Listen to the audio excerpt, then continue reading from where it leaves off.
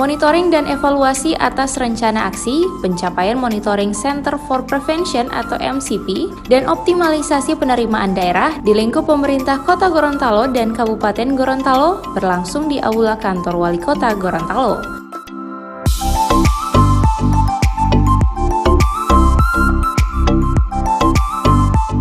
Aplikasi Monitoring Center for Prevention atau MCP ini merupakan aplikasi yang digunakan untuk menyusun laporan monitoring dari KPK RI dan masing-masing pemerintah daerah mengisi laporan dengan memasukkan data dan laporan ke dalam aplikasi serta melampirkan bukti fisik yang dapat memudahkan pemerintah daerah dalam melaksanakan self-assessment.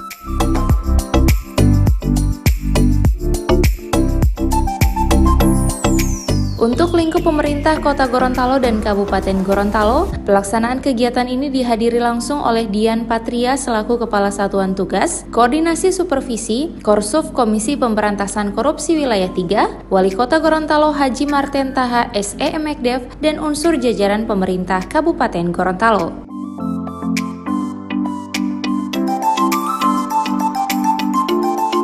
Untuk realisasi rencana aksi di lingkup pemerintah Kota Gorontalo, aset berupa tanah hingga tahun 2018 berjumlah 552 aset, dengan rincian tanah bersertifikat sebanyak 460 dan tanah belum memiliki sertifikat sebanyak 92 bidang.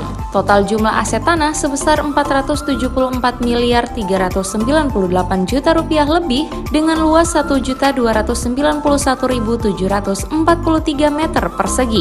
Permasalahan yang ditemukan dalam aset tanah tersebut kesulitan menemukan dokumen bukti pembelian, tidak adanya dokumen pelepasan penjual kepada pemerintah daerah, dan terdapat satu bidang tanah hasil kerjasama pihak ketiga memiliki hak guna bangunan melebihi perjanjian kerjasama. Berkurangnya kebocoran anggaran, kepatuhan dulu nggak bayar pajak, sekarang rajin bayar pajak. Sehingga kapasitas fiskal daerah meningkat, jangan dibiarkan yang ini. Atau tadi jika ada aset-aset tadi, ada mobil dinas yang belum dikembalikan, ada mantan wakil wali kota katanya, ada anggota dewan, ya dibalikin dulu lah. Kalau memang nanti dia punya hak dilelang, ikutin aja prosesnya. Itu simpelnya begitu. Ya, PAD tadi dipaparkan sudah mulai berprogres nih, cuma memang masih ada kendala-kendala tantangan, misalkan wajib pajak tidak menyetorkan pungutan pajak yang dititipkan oleh konsumen kepada wajib pajak hotel restoran, belum sepenuhnya di store.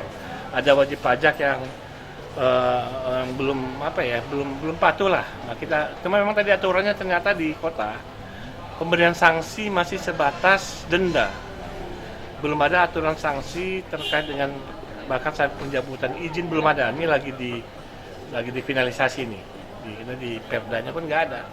Jadi untuk memastikan bahwa wajib pajak tidak patuh ini ada sanksinya lah. Kalau nggak akan begini terus.